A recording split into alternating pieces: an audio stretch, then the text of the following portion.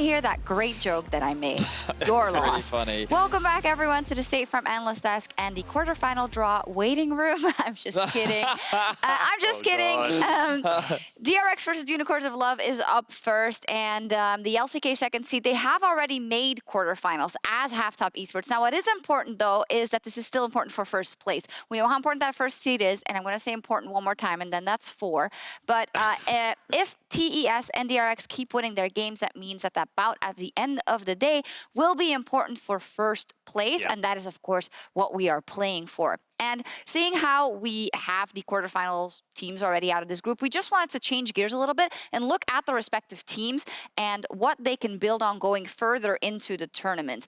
And this is DRX. Now, DRX has shown some great performances. They did lose that game against TES. Yeah, but that one looked good. That one also looked good, right? So amazing. What are kind of your thoughts about how far they can go in this tournament with what you've seen? I mean, I'm not quite sure how far. I think maybe semifinals is going to be the maximum. I don't think they are a finals-bound team. At least that's not what I feel when I see them. I do, however, think that the baseline is really, really high. And what I mean by that is that the laning phase obviously has been strong so far. They've not really been losing any laning phases, so they get the small, consistent advantages. And the good thing is that they don't require the jungler to do so. And whenever Pyosik actually activates himself and becomes part of the team, they suddenly get to a different tier. So they still have a ton of upsides because Pyosik has not done that much. He has been okay, he has been there, but he's not really been activated. So there's still a ton of upsides to look forward to. So it's interesting to me because coming into the tournament, there was actually quite a lot of doubt on DRX.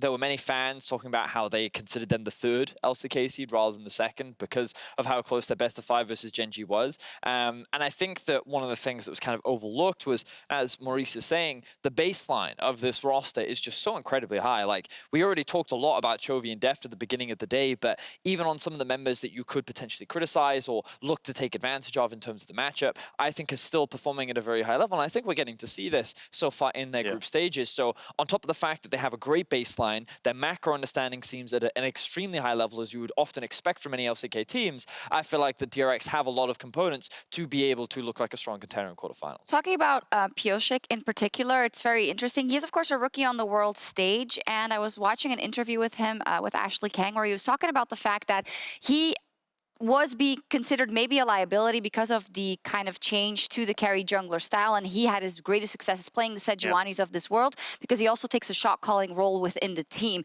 And there were some questions about if he would be able to transfer that when you run a ganking jungler, a carry jungler, that you have to kind of think about a lot more things all of a sudden, right? But in his first game, he played in Italy, and he had an amazing game. And I'm wondering how much you think that it could still be exploited later on with the level of jungles we've seen throughout the tournament after what you've seen so far. That's a really tough question. I would say that it's not that exploitable because I do think that his mechanical level and ceiling is actually pretty high, given that he recently changed actually. So I don't think there's anything that he can necessarily pinpoint that he's doing wrong on these champions.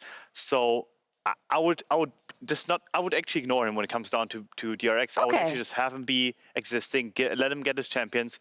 You're probably going to be fine on them too yourself. So rather focus on other members such as Doran and potentially just make sure that Chovy does not get out of laning phase the way that he does right now. So for me, I think it's mostly about Chovy because I think when we look at how the World's Meta works, it's about playing through your jungle. So as long as your jungler can play these champions and do well on them, that's all that matters. And then the rest of the team needs to be enabled. This is why Pyosik is in a great position because he has Chovy, which is why I think that what teams should be looking to do, how can you mitigate Chovy's influence to play around Pyosik? Because if you can do that, then you can take advantage. I have to cut you off. I've got the cue 3 times now. Let's see if DRX can take down Unicorns of Love as we hand it back to Flowers and Azale for game 3.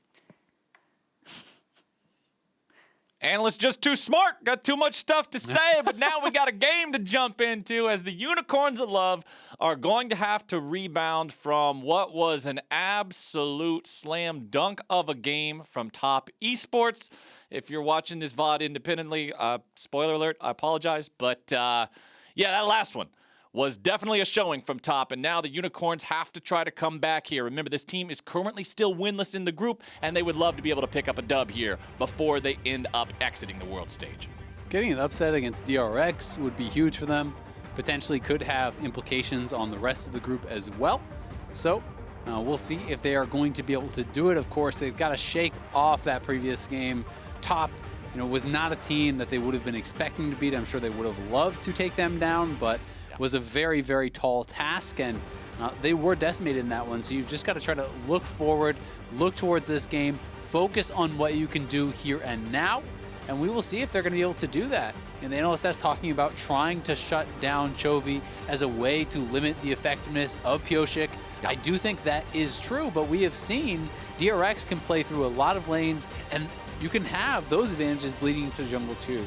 Earlier in the day, we saw what Doran did to solo with the help of Chovy and Pyosik, being able to get up there, being able to snowball that game incredibly quickly against FlyQuest, and a similar thing could happen here against UOL if they are not careful, because this team really does have threats in all 3 lanes. DRX looked fierce in that game 1 today. Let's see if they can keep it up with Blitzcrank and Swain both being banned away here. What will that 3rd and final ban be? Kalista is the choice here, keeping that one away from Gadget, as 2 jungle bans have already come through for UOL, with Kindred and Nidalee both being removed. Yeah, so they are going to target Pyosik, not going to be looking to shut down Chovy as a way to influence that jungle matchup. But we'll see if UOL is going to triple ban him or if they have anything else. A lot of discussion happening around this last ban here. Graves and Lillia are both still up. So, yeah, TF instead. Lucian also available, right? So, Yep. If you are DRX, there is the possibility of going towards that Lucian first pick. It has been highly prized. Chovy can definitely play it if they want to go that route. With UOL, they are a pretty clever team in draft, so of course they would be expecting that is an opportunity. So perhaps DRX don't want to grab that Lucian just because they don't want to fall into any sort of a trap, any sort of a difficult matchup that could be counterpicked. This does, of course, leave that Lucian open, though, for Nomanz. He will be going back to it. But again, it is him blind picking it just as he had to do against Knight. It did not go well against Knight whatsoever in that laning phase, or really even in the team fights later on, as they were too far behind at that point for him to really contribute much. And we'll see what the option will be here from Chovy. Yeah, I mean, when you look at these 2 matchups back-to-back for Unicorns of Love, Nomanz has his work cut out for him, man. He had to play against Chovy and Knight, no big deal. First, he has to play against the guy that most people consider the best mid laner in the world on his signature champion, and now he has to play against one of the other guys in that conversation on an Orianna. So we'll see how he's able to deal with that one in the 1v1 in that lane matchup. It is Graves, it is Caitlyn locked in for DRX. Unicorns of Love currently with 2 out of 2 run-back champions from the previous game, and Boss will get to go on that Camille. So he is going on the Camille. There isn't parity in the picks. I will be worried for Gadget and Santis, who did just get abused, because now you can ban out some of those matchups against Caitlyn that can be effective. If you're worried about AD, you can ban Ashe Jhin here and try to really bully that lane. Of course, Gadget can go towards some of those AP picks, but I do think Caitlyn does very well in that because you outrange so many of them very heavily. You can push, you can take plates. And on the other side, I do think it's going to be probably a Jax ban here if you want to try to protect that Camille. Renekton's already been taken out, so I think that would be the logical next ban. Ashe gone there for DRX, so they probably will go the Jhin route and try to secure the advantage on opposite sides of the map. There is the possibility of Doran still going towards, aggressive picks. There are things that you can go towards, like even that Jace if they want to, but you don't have to. You can go and just take a tank matchup. Something like a Shen can be very effective against the Camille. You can actually win out in that 1v1 for quite some time. And Lux as the ban, so they are more concerned about the Caitlyn Lux combo than the Jax, so that is now actually still open, and I would love to see if Doran would have the confidence to bring that out.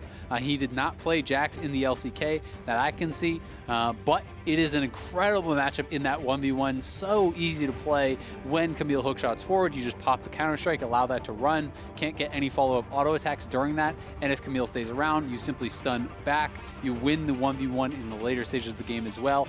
So it is really, really difficult for Camille to get anything done in that lane, but your team has to play around that split push playstyle. We know that they can do that with the Jace, as they showed earlier, but they don't have to necessarily go towards that, and I think the thought here, if you go Ornn, is that you want to be able to play towards the other side of the map. You want to be able to play towards a pushing bot lane with Deft and Keria. You grab this Caitlyn, you grab a range support, you try to slam that 2v2, and you have Doran playing the weak side of the map, knowing that he's going to be very valuable come team fight time. Lulu locked in for DRX. Unicorns of Love now for the second game in a row. Probably engage. Will have to deal with that Lulu, and thinking about Rakan. Yeah, as Rakan the or answer Nautilus could work. I mean, he could go towards the Thresh if he wants, but I think they're going to want some sort of point-and-click kind of guaranteed engage, something more than the Thresh, because they don't really have much of that. If you're going the Bard route, you can try to set up with the ultimate, but I think Nautilus makes a lot more sense here, given that they don't really have any go buttons with their comp right now besides just that Camille ultimate, but you need some sort of frontline dive buddy alongside that Camille, usually for the Camille to be effective. So it is going to be the Ziggs plus Nautilus bottom lane. We just saw them run this last game against top. It did not go well. It was against the Lulu support. This is a different marksman, but it is, again, a lane bully here. So I am concerned for UOL, but hopefully for them, they don't take a bad early trade as they did in that last one, because Santos losing his flash as well as both his health potions at level 1 really did set them back a lot. And the lane kind of snowballed from there. So they can't afford to make those types of mistakes against Deft and Keria, who are one of the best performing bottom lanes in this tournament and really can blow you out if you give them an inch. Yeah, I'm glad you bring that up because that's something I wanted to mention as well. During the pause of the last game, we talked about how League of Legends is difficult when you're playing up against a team that it is such high caliber like this. Not only is there the pressure of, well, can we stay on even footing with them? It's if you even start to slip, all of a sudden you're tumbling down the side of the mountain and there's no way to stabilize. They cannot afford those kind of mistakes if they want to be able to have a chance in this one. You can see here everything on your screen. We got Graves with the fleet footwork this time around. Often we do see Graves with a phase rush, so a little bit of a change there. Also in the mid lane, Orianna with phase rush. Sometimes you will see a different keystone on her, but this time around it will be that. Everything else looks pretty par for the course. I think given that there's quite a bit of range over on UOL, I think that's why we're seeing the fleet footwork here. You know, going up against the Lillia, the Lucian, the Ziggs. It's a lot of champions that you're not really like kiting out of. Right. So I think the thought process here is the additional health on the clear is always nice. And if you're getting poked, say, by that Ziggs or even the Lillia with the swirl seeds as well as those Qs, you can deal with that quite comfortably. Also, it's going to make things like the Dragon solos a lot easier there too for Pyosik. So we'll see how he does want to try to play this out. But a nice early ward over that Dragon Pit is going to spot him trying to set up a split map here. So he is clearly playing towards this, but you can see AHaHaCiK has full knowledge, crossing 2 wards there, and he's already on the opposing team's blue. So with that knowledge, AHaHaCiK should just do a full clear on this blue side, take away all 3 of those camps and try to get as much of an advantage as he possibly can. But it's going to be up to Santos and Gadget to survive now in what will very clearly be a weak side.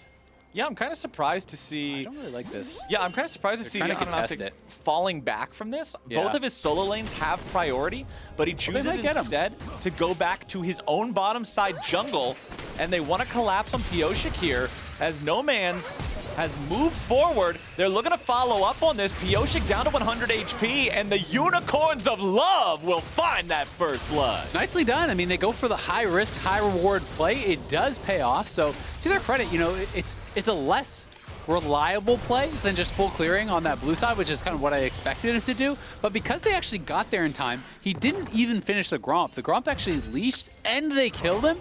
That is such a good start now here for AHaHaCiK. So going for that risky play, I think it can make sense. You know, when you are the underdogs in a game like this, and to their credit, they saw that angle for the play. They made it pay off, and we'll see if AHaHaCiK can get something done here this game now with a very healthy advantage. Yeah, having that jungler with a lead like that in the Lillia versus Graves matchup can prevent one of those tragic situations like we saw last game where Graves just has the freedom to do whatever he wants in the jungle throughout the game. Now, Pyosik will still be able to grab himself one of the Scuttle Crabs here on the top side, so it's not like he's getting too crabbed or anything.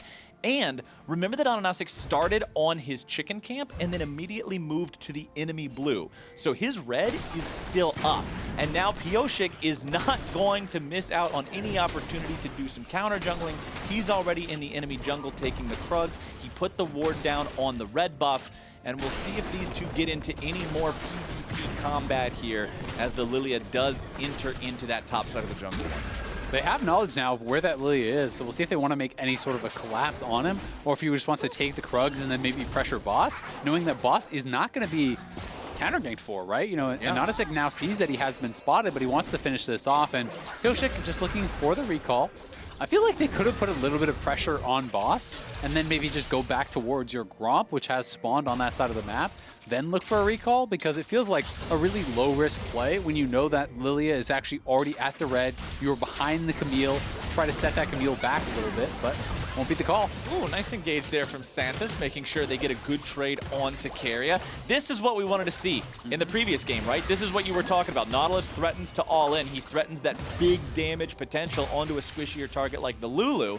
And when you do manage to catch her out, you can do some serious hurting on that health bar. However, look at the farm comparison. Yes, I know there's a large wave colliding with the turret, but Deft and Keria will do what they can to prevent this Ziggs from farming up well. 32 to 40, already more than a full wave of advantage for DRX bot. Yep, and because they're not basing on a cannon wave, yes, Gadget has TP, but Deft is going to be able to get a very easy recall back.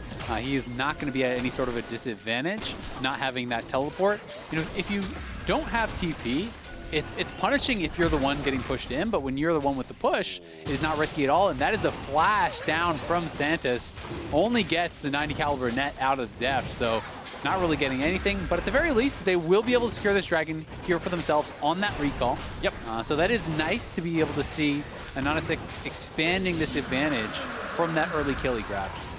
First Drake over to Unicorns of Love very early into this game, 5.5 minutes in. Means if they can keep this stack up, there could be a potential for an early soul. However, that will involve them staying ahead of DRX. Chovy now hitting level 6. Stopping Nomanz back in that last second of the recall will delay his timing and make it a little bit less fortuitous for him. Definitely going to have to spin the teleport to get back here and make sure he doesn't lose any tempo in this lane. Yeah, you will say, this game is looking so much better for UOL, right? You know, yes, the gold is even, despite the fact that they had first blood, but this is a much more competitive game, you know, less mistakes that have been really kind of capitalized on. Yes, Santos did blow his flash, but it was much later and it was in an aggressive posture. Their lane has held up quite well. We can see that the teleport was used there for Gadget, and he actually based again afterwards, having used it. So, you know, went back for another reset, trying to keep that mana high, and as a result, they'll be able to keep farming pretty effectively here. Boss having some troubles up on that top side, and we'll see if he's able to really get much done, but it's pretty tough because the map got split.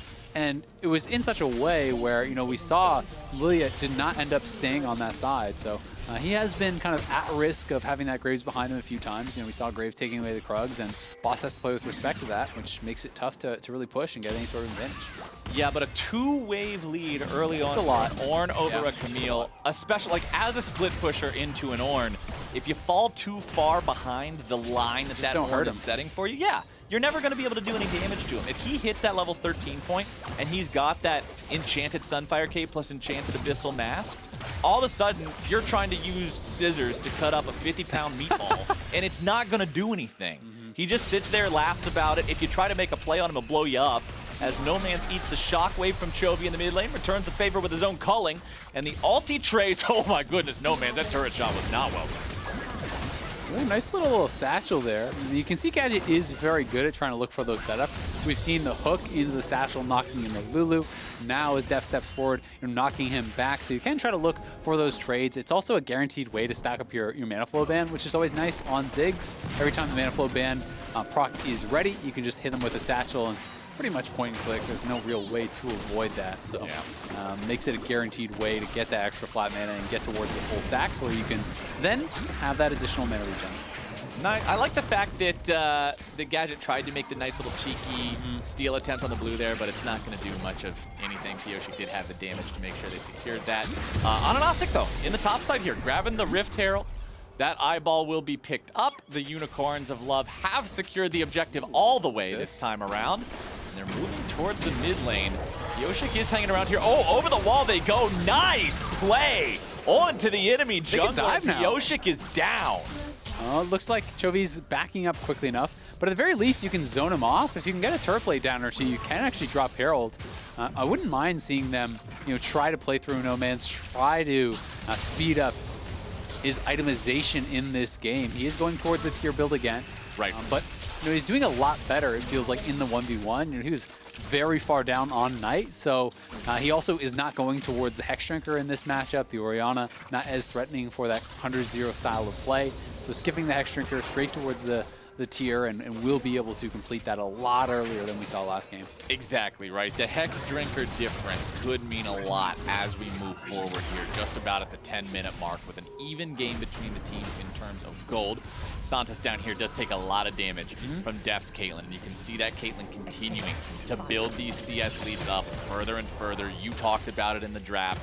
Caitlyn versus mages, the power of the ranged punish combined with what you mentioned in the previous game about how you tax the mana, make it more difficult for the opponent to farm. It just leads to a situation where the Caitlyn is naturally going to get stronger and stronger. So Deft's Caitlyn could be a big issue moving forward here as Gadget base checks the brush, and here comes the follow-up. Keria ends up taking the kill, and Gadget's in the ground. DRX are finally on the board. Nicely done by DRX, and yes, the Lulu took the kill, but honestly, I'd rather have that happen than have Deft have to spend his summoners, because now he maintains the summoner advantage. He's not really at risk of getting ganked or punished here. And they are looking for some damage on a Nomanz. Ooh, flash for flash. Very, very heads up there from Nomanz, making sure he gets out. But meanwhile, bottom side, it's a 1-for-1 trade. Keria does end up sacrificing himself here as Deft looks for the play onto AHaHaCiK. He flashes away. The passive. But the Dream Dust is burning him away. Deft fires off the Piltover Peacemaker. Oh my goodness, they're both so close to dead. I can't even make any more damage. He shot the deer with their shotgun and he gets the kill. The bomb flies through and Caitlyn barely sidesteps it to stay alive. No, Deft barely surviving there, as you say. UOL not able to get one back. They were holding on, it felt like, so well. But that face check from Gadget started a bit of a spiral. And now, just like that, down 1,500 gold. The Stormrazor is completed off the back of that play, getting a kill, a couple assists is Deft. He is now put very far ahead in this game. You can go in, but I don't know if you want it. Santa's just missing a few of these pretty big dredge lines, but oh well. I mean, it's not like they're Camp Morna play that was never going to be, so Santos misses out on a little bit of an opportunity there, but no big deal. He will help Nomanz push this out forward. Considering the help of the Graves was nearby, it's not like they were really going to look for a lot there on a pick with the Orianna anyway, as that Herald does still have about half the timer remaining, is summoned up here. Now, AHaHaCiK just looking to make sure they get some of that plate money. DRX with 3 men in the mid lane trying to prevent any extra damage from this. Oh my goodness, they're not even going to get the charge. He waited until the wave was already gone. It gave him so much time to set up. Not good as Ornn joins the fight. Now both teams are bringing in everybody, and AHaHaCiK's already dead. The charge coming forward from Doran, making sure to frontline here for his team, is the difference maker. Getting in there, getting them the 1-for-0. And all of a sudden, Isaac, this game is a 2,000 gold lead for DRX. Yeah, and it's going to get worse because, I mean, you roamed all those people mid to make this play where the Rift Herald didn't even get a charge.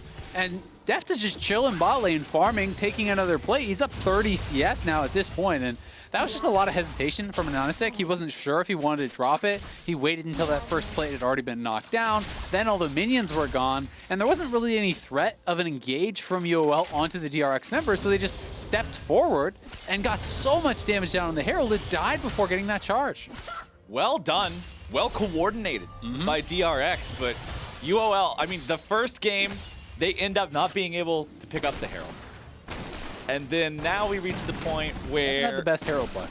Yeah, the Herald's not exactly playing out super phenomenally here for this squad. As, let's see if they're able to stop this attempt at the Drake. Pyosik does have sole control over the pit right now. You can see pings coming out from DRX saying, all right, Pyosik's here, make sure we're able to shadow and protect him. A little bit of help coming in from the Lulu, and it doesn't look like we're going to see any contest for this one as Chovy just expends the shockwave to secure that blue buff before the enemy team is able to contest that one at all. Turret plating going down here in about 30 seconds. AHaHaCiK hanging out to the left. Uses the sleep on Chovy. They're looking for the dive. However, Pyosik's immediately there, dropping the smoke onto Nomanz, just blows him up. Yeah, UOL looking for the play there, but he was so far back when they're going for that drowsy, when they're looking for the sleep. And now Santas, no flash. You are dead too. Santas stuck in the middle of 4 it's all people. falling apart. It's quickly just disintegrating here for the Unicorns of Love. Deft looking for the ace in the hole. Nice interrupt on that one from Gadget. However, the ace in the hole should be ready again here in just a moment. Yup, only gets a 10-second cooldown if you interrupt it during the channel. Lulu are behind you, so push it in, easy dive. Top side, Doran's just absorbing the pressure. Lillia and Camille together don't have enough gas in the tank to take him down. Deft just facilitating the push down here, making sure that these minions are removed instantly as soon as they arrive into the lane. Gadget's trying to defend himself. The Gromp will be taken by Pyosik. Santas finally finding himself back in the lane. Means that DRX will be forced to back up a little bit here, but look at Gadget's mana bar, man. He's just doing what he can to clear and nothing more because he doesn't have the chance to do anything else. AHaHaCiK right back into the Rift Herald pit, looking for the second Shelly. Boss is here to help him, because even though they weren't able to get that kill on Doran, they still have complete control over this top side with him. Yep, and they'll have another shot at dropping that Herald. They won't be able to get plates, but they may be able to get a tower for themselves, so we'll see if they can cash in there. Well handled, though, by Gadget, all things considered, to actually avoid getting dove out. I think he used the ultimate to clear out the wave. So, Deft was trying to push in the wave. They have the Lulu and Graves behind you. If the minions get to the tower, it just lights out. You're dead. But without those minions there, was able to survive, pick up as much of that farm as possible. But again, Deft is insanely strong. He has the Lulu to back him up. He has the Ornn in front of him, the Orianna for the shielding. And you're on 2 items at 15 minutes as a Caitlyn, so it becomes so incredibly difficult to deal with this guy because he has the support to actually be protected from the engage. Oh, here we go. Ornn summoned up. However, the root goes through on Doran, and he cannot cast the second part of the ulti. Now trying to get away from the counterattack from UOL. Flashing over the wall to escape the hook shot from Boss. DRX. 5 men in the mid lane, still looking to keep the push ready to go. Doran is half HP, but he's hanging off to the side. Just making sure he's there in case they try to engage on his squad. Level 11 still needs 2 more levels before we see those ornaments come through. Still commands a 3-wave lead in terms of farm over his opponent. First turret finally falls, and it's Unicorns of Love that take it. Nicely done by them, utilizing the Ziggs, plus they have those 2 heralds. Get it low, knock it down with a satchel. Ziggs is very strong at sieging these towers. The passive damage on your auto is incredibly high. It's reduced in cooldown by spending out those spells, and if you get it down low, you can finish off with the satchel. They're going for a fight here.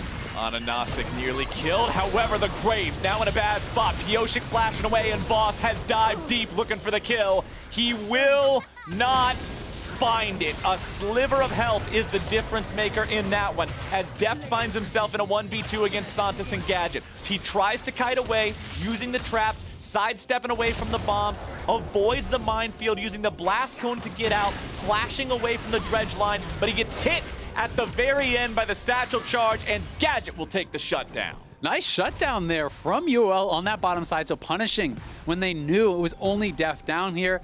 If Deft just walked away after the flash out, though, he is free and clear. He stepped back up to continue farming in the 1v2. Yeah, he was definitely feeling himself, but a little bit too much there, as Gadget just knocks him in with the satchel for the shutdown. So that's something going the way of UOL. It is obviously a very big gold lead here on the side of DRX, and they also have the scaling advantage. So that is why you are so concerned. But at the very least, you will have closed it a little bit after that shutdown. Yeah, the giant blue mountain ridge. It's going down ever so slightly. Yeah, we're into the second highest peak on the mountain ridge now instead of the highest peak. It's still a no dangerous longer at the summit. situation. It's a win.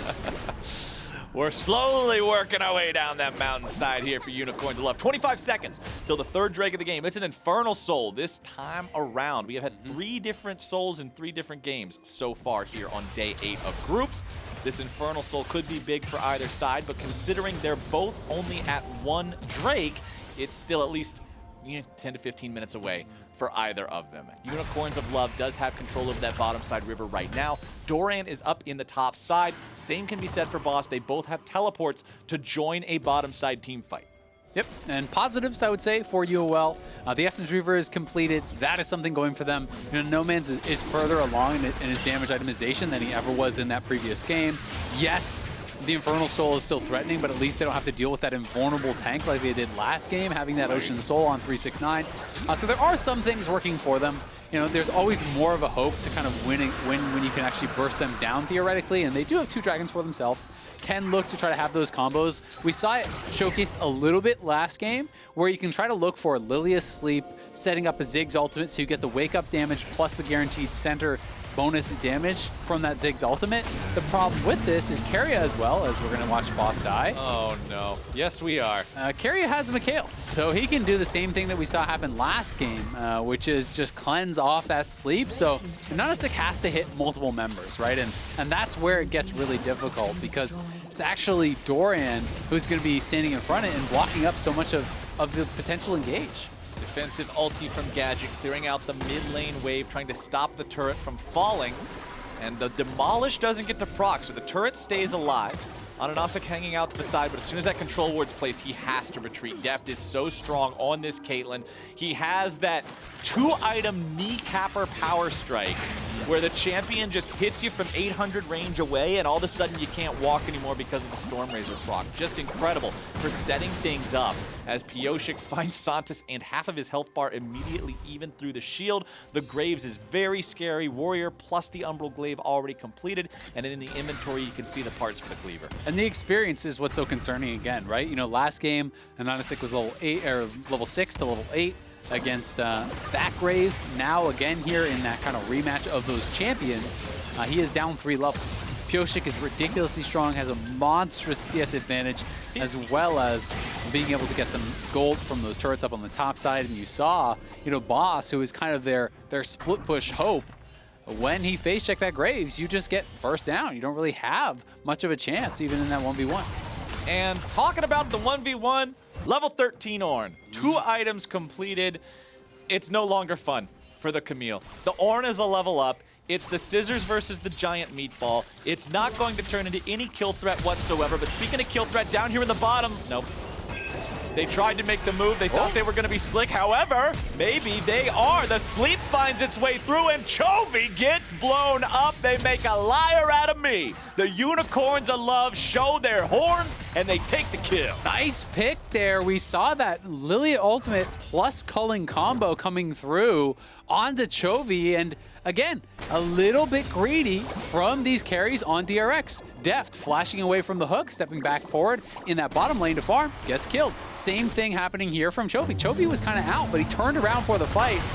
Oh, Nomanz is caught shopping. What the hell?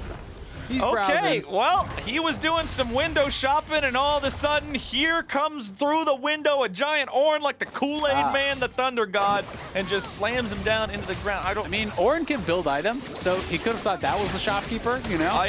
I don't, there was something going on there, Isaac. Ornn just menacingly walked up, blew a horn that's louder than hell. The giant ram came running through the side of the map, and Nomanz got caught. So, unfortunately for Unicorns of Love, that gives over some extra gold to their opponents.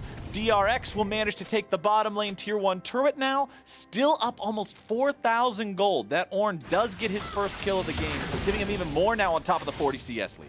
Yep, and it looks like with that Kindle Gem, could be a couple options. He could be going the supportive style with the Knight's Vow, but I think a Warmogs here makes a lot of sense. Anytime you are Ornn against a split pusher, you don't actually have to win the 1v1 in the extended fight. All you have to do is build Warmogs and spend your health to clear the minion wave, and then back up to the tower, regen with Warmogs, step forward. And you can kind of do that infinitely against the Camille as long as you don't let the Camille move up to that tower. And, oh no. Oh, you're dead. Speaking of Camille, this is such a feels bad game for Boss. Every single time he tries to go into the jungle, Pyosik is just there waiting, ready to go on this super farmed up Graves. He's got more farm than his mid laner. He's at 214, Chovy's at 210. Yeah, he is so strong. I mean, even the levels, right? Now he's 14. He's higher level than anyone on UOL as the jungle, right? And it's not even as though he's just stealing experience from his solo laners, because they're very high level too. This is pretty much taken all from the jungle camps, and pilfering them away from AHaHaCiK has created this enormous experience advantage, this enormous gold lead for him. You know, he is up over 60 CS, you know, at this point, really looking incredibly strong. Okay, Unicorns of Love, you're gonna have to staunch that bleeding and find yourselves a good fight here. We've seen the Lillia sleeps make some things happen so far, but they've got to be very respectful of that Mikhail's Crucible and his ability to stop it. And now they're going after the Baron. However, DRX is aware of what's going on, and Unicorns of Love have to back away. Yeah, gonna have to back it up, but worth a try. You can see that Leandry's done now for 2 of the members, and AHaHaCiK has that. Gadget has his 2 items. So they do have very good wave clear. If you can not get dove and just continually defend these turrets, you can kind of delay the game quite a lot with Ziggs. Of course, there is dive, there is engage on DRX, and here it goes. Ornn sounded off. Santos is the target. Ziggs ulti able to find its way onto Keria and Deft. Both TP coming in, but Santos in some trouble. Going to be taken very low, nearly killed. Boss to the back line, Boss into the ground. X-Tech ultimatum gets him out, but the ace in the hole comes through, will be blocked by Nomanz. Doran with the chase, looking for the kills here. Pyosik takes the credit. Such critical health bars on the side of Unicorns of Love. Doran gets himself away. He'll barely stay alive, and DRX is looking to chase down these fleeing players. Gadget has almost no mana whatsoever still left. They will try to kite this one away. Pyosik chases after. Gadget's the first one to fall here. That's the wrong base, bro! AHaHaCiK is trying to get out of there. He's spinning that thing around in a circle. He's fighting some minions. Watch out, there ain't no eep. That's a sniper rifle. Bambi got hunted by 2 different calibers today, and Deft is taking no mercy. Picking up yet another one for himself. 3, 1, and 4 on this Caitlyn. Yeah, the hope is getting more and more dim here for UOL as they get wiped off the map by DRX in that team fight, and trying to teleport in here to get something done, but Pyosik is so strong still. Nomanz and Boss trying to fight against these guys, but Doran is just eating that whole calling. Breakfast, lunch, and dinner. Oh, baby, we got ourselves a winner. DRX with the double kill on the jungler. They pick up 3 for free, and now the map is theirs. On the way to Baron now, you grab the dragon. UOL trying to look for those desperation plays, trying to find a pick back, but DRX are ready for it, and they just TP'd into the waiting arms of DRX, who are now going to add another tower, another Baron. Gadget here trying to look for some sort of a steal. AHaHaCiK does have flash. You've got to try. You've got to try to make something happen. 8,000 gold down, you got no choice. AHaHaCiK and Gadget, what's it going to be? Can they make some sort of a hero move here? Ziggs ulti comes through, AHaHaCiK over the wall, he gets it! The pineapple with the steal! Let's go, UOL with the Baron steal here. Unfortunately for them, it's just going to keep them alive. It's not going to be that massive turning point just yet because they are so far behind. We got that Red Bull Baron, and if that Baron goes over to DRX, I think the game 100% ends during the Baron. So this was massive for them. And it was actually DRX looking for the zone out play here, but they land the sleep onto Keria, they throw the Ziggs all over top, utilizing the combo there, getting him very low, and AHaHaCiK just runs right through Doran, forgetting the bouncer at the door. He just goes right past him, straight into the club. And he steals the Baron. And yeah, as soon as he gets into the club, he gets his ass kicked and thrown right back out onto the sidewalk. But he got to dance with your girl first. He got in the club, and that's the important part. And now the Red Bull Baron belongs to Unicorns of Love. They will be able to stabilize this game at least for the next 2 minutes. No, it's not going to be a power play that turns around the fate of the game and saves the Unicorns of Love and everything turns into sugar and rainbows and it's wonderful, but they're not dead. Yeah, I mean, it prevented the end of the game. That was a game-saving play there for UOL, so an incredible steal by AHaHaCiK, him and Gadget creating the space for him to run past Doran and Keria. Stealing that Baron is huge. You never know, with the Baron buff with Ziggs, maybe you can stall it out here. They are looking for a potential pick onto Deft, but it will be tough with Mikhail's available. Deft also has his 3 items. DRX playing a little bit fast and loose, you have to say, this game. Quite a few kind of unforced errors, it feels like, have come out from them. Yeah. So they want to try to clean that up a little bit, but they are still in a very commanding position. I mean, Pyosik is level 16. This is just absurd at this point. He's got Infinity Edge. I mean, he's got the upgraded Black Cleaver. He is so ridiculously strong. 8 kills. This Graves is just in a spot where as long as he doesn't die to some instant wombo combo burst, he can just do whatever he needs to do. He's got the Lulu behind him. He and Deft walking away. A little bit of damage onto him from the Lillia. AHaHaCiK losing so much health here. Deft's auto attacks on this Caitlyn, who also has an Infinity Edge, double Infinity Edge, on the side of DRX, ready to go, locked and loaded. I mean, he's got Flame Horizon. He's 3 CS away, so he gets one more camp before AHaHaCiK does, which could easily happen. Then he does achieve that Flame Horizon. It's been a while since we've seen it. You know, he is up above the enemy mid laner. You know, he is way above the enemy top laner. Pyosik is just so ridiculously strong, and the lane, really, the Rift is kind of just his kingdom at this point. He can go anywhere he wants, fight anyone he wants. UOL need multiple members to even think about contesting him. And if you face check this Graves, there's really no one on UOL that can survive him at this point. Yeah, there's also some free power just waiting for DRX the next time they all group up. The Ornn is level 17, which means all ornament upgrades are available. There is one already given to Pyosik, who did just get that Flame Horizon, as you said. The Doran already has both of his and Pyosik's. There you see the Rabadon's Death Cap now upgraded into the Death Crown for Chovy. And when you look in the inventory of Deft, that Infinity Edge is ready to be upgraded to Molten Edge ASAP as well. The team's sitting on a 9,000 gold lead. The Drakes are still at least tied, so that's another saving grace here for Unicorns of Love. It's not like Infernal Soul is up in 30 seconds. Yes, it's Soul Point. Yes, you probably can't contest it in open ground with a 9,000 gold deficit, but it's still not that Soul, at least, as AHaHaCiK finds his way onto Doran, but that's not a killable target. No, it really is not. I think that he was maybe trying to get around behind and actually cut the wave. They're pushing up on that top side, so they're trying to utilize this Ziggs wave clear to hold the lines. The Baron is off the map right now, so they might just give up this next dragon, try to wave clear, try to trade on the opposite side, but Nomanz, you are in trouble. Oh man, he's able to find the ulti in the second part as well. Doran looking for the solo kill on the Lucian. Takes him down to 5% HP, just reminds him whose lane he's in.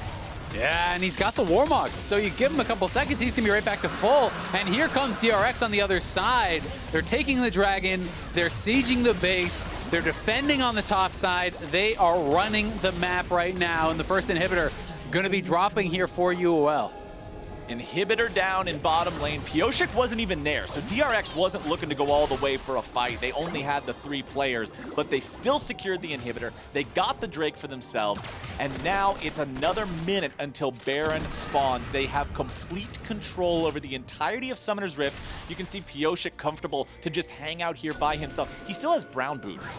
This is one of those games where you go back to shop and you got 3,000 gold every time. Flash over the wall from Chovy. Santos with the flash follow-up. Nice pick. Comes out for the side of Unicorns of Love. That's big for them. Every kill is going to buy them a little bit more time in this game. And, you know, as they get more and more experience, more and more gold, they will have opportunities. I think it's going to be incredibly tough for them, you know, with this next Baron coming up, with the next Infernal coming up, meaning Soul for DRX. That is where UOL likely has to kind of make their mark in this game and look for a fight. But Pyosik, uh-oh. Oh, no. This has already happened. I can't believe he doesn't want it. This has happened like 3 times this game. If this happens again, AHaHaCiK's hanging around nearby. Boss still just content to fight. Patience of a saint here. The patience on this man. Just waiting. Just chilling. Having a great time. Okay, here we go. Starting off. Red Smite goes through. Collateral damage comes out. Ornn! Nope, not quite, but a flash plus the end of the line. Might be able to pick up another one here on the Nomanz. Instead, going to be shut down.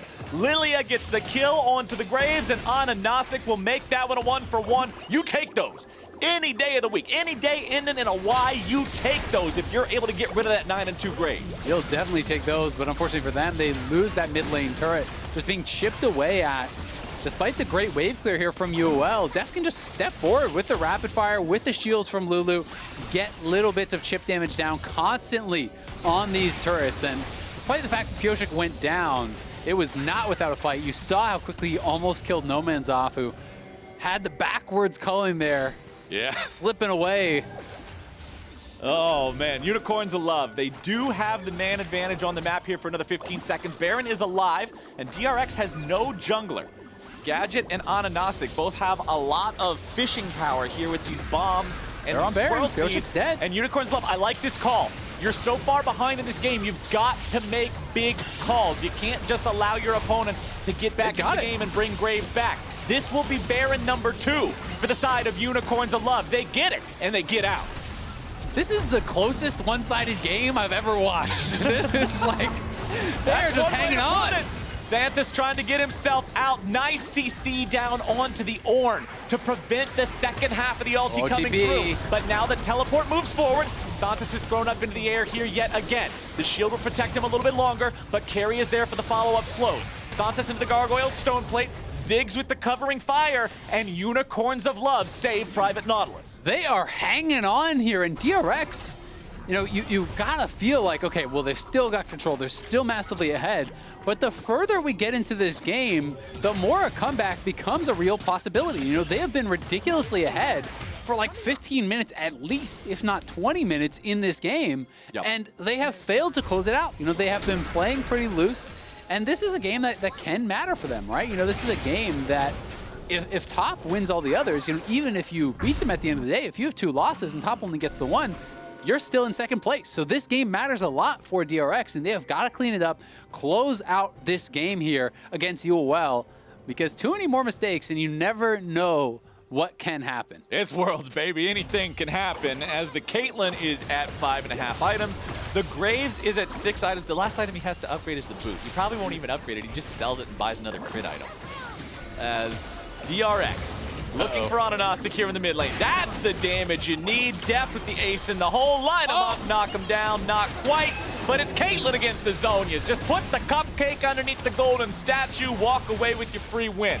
DRX pushing down the mid lane. Now they've got the 5v4. Baron power play still up for another 70 seconds. But having that man disadvantage will probably prove to be too much anyway. Oh, Ziggs, you were too far out there. He could actually just get caught. Pyosik's on the way. He's got the Lulu speed buff. He knows what his mission is. He has no hard CC to interrupt it. Oh, there was the Ziggs there a second ago. The hard Who CC needs hard CC yeah. when you can one-shot him? Yeah, just shoot him twice. That's what I always say. Okay, well, couldn't even finish the sentence in time, and now it looks like DRX will be able to finish the game. Santos tries to get out, but a shockwave seals his fate on the steps of the fountain. DRX with the 5-man push, looking to end this game. It was a valiant effort from the Unicorns of Love. They stabilized for an incredibly long time. But the pick on AHaHaCiK in the mid lane, into the follow-up in that bottom side there. The power of the Pyosik Graves means DRX take the win. Yeah, UOL with the heroics, they made them work for it, made the game last so much longer than you were thinking. The big Baron steal from AHaHaCiK, plus the pick onto Pyosik in the second Baron. But after that, it felt like playtime was over. DRX grouping up and looking determined to close that game out. They did not want to mess around and risk throwing that game. So, able to get the win here against UOL. Who's still searching for that first win. Probably the best shot for them is going to be against FlyQuest later on in the day. But it does feel, yeah, it does feel like Dragon X and TES, they kind of have that date with Destiny in the final game of the day. Going to be battling very likely for that first seed. Right. As long as Top Esports takes down FlyQuest, a matchup that they are heavily favored in, that means that final game of the day will be the decider for first seed versus second seed between Top and DRX. Should be a super fun matchup to see. You already called out a little bit of the problems with DRX here this game. The games that we've seen before. Lots of stuff just sort of seemingly going randomly awry. You expect to see them not be playing that way when it comes to that matchup against Top Esports. They'll have to take that one incredibly seriously. But man, today was just, it was the Pyosik show. They still were able to find the win. As soon as Unicorns of Love gave them the opening, they ended the game very swiftly. And they're in that spot now, like we already said, 4-1. They've done their job. It just comes down to that matchup with Top at the end of the day. We're taking a break, but as we go, let's check out Fnatic's comms versus LGD yesterday in our Sounds of the Game presented by Bose.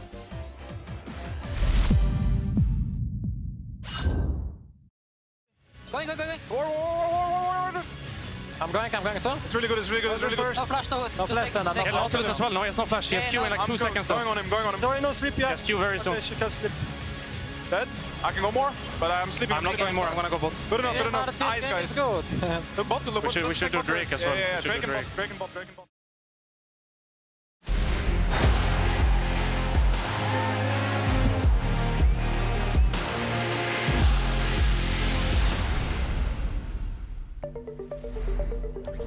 I don't really consider it gear. It's an extension of who I am. It blurs the line between fantasy and reality. Sometimes, I can't tell myself from my machine. I think that's by design.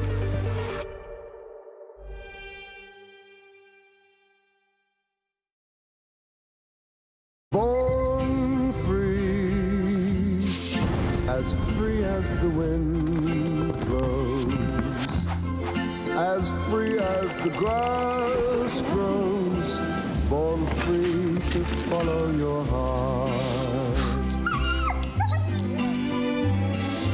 Live free, and beauty surrounds you. Axe. Smell ready.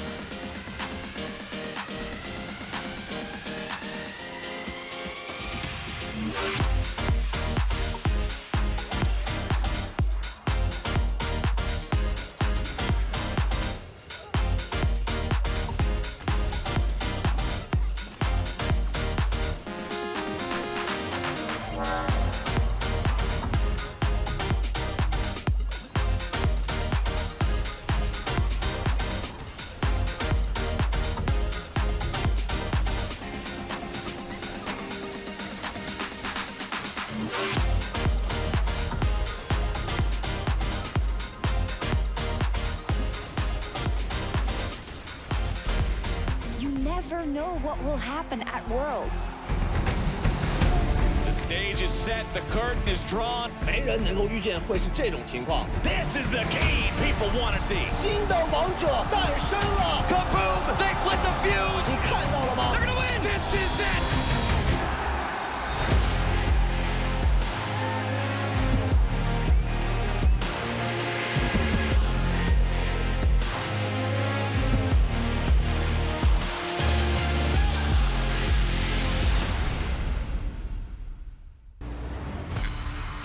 And welcome back to the interview studio here in Berlin. Shippy, thank you so much for joining me.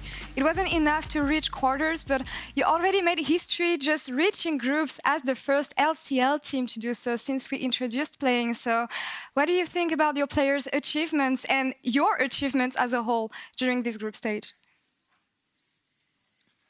Well, for me, I'm already part of this for a very, very long time. So now it's also the first time I made group stage. Overall, the aspirations for me is obviously way higher. I think that what's going on right now is all understandable, but we couldn't quite keep up because these damn Worlds teams, they're pretty good.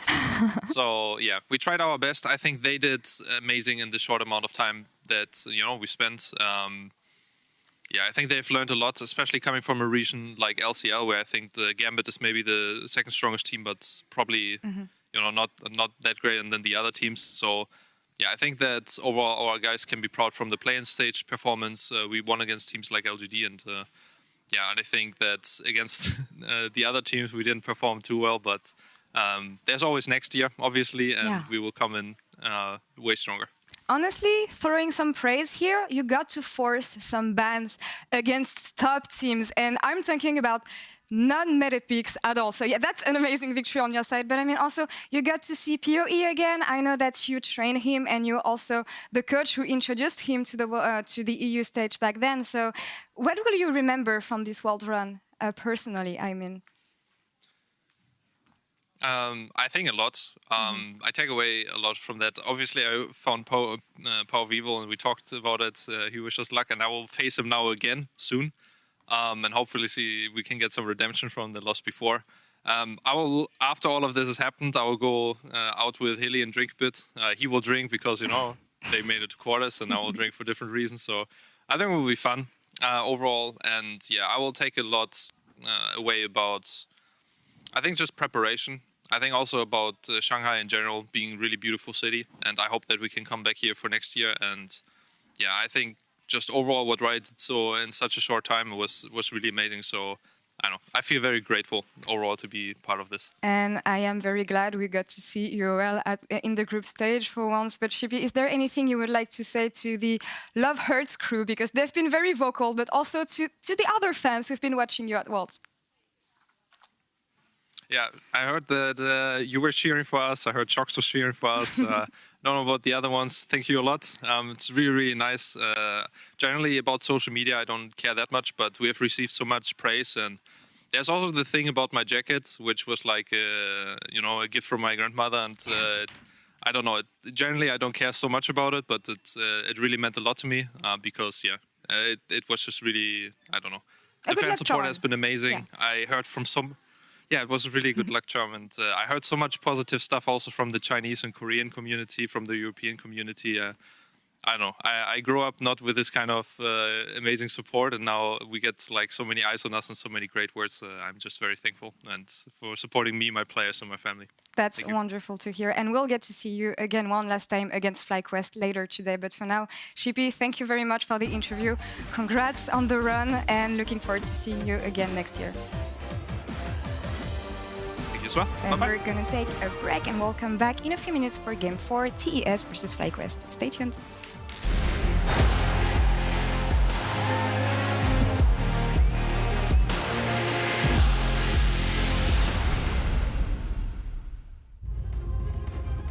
Wild Turtle is left alone to watch his base will drop, the turrets will fall, and with 1 HP left, even the AD carry will live.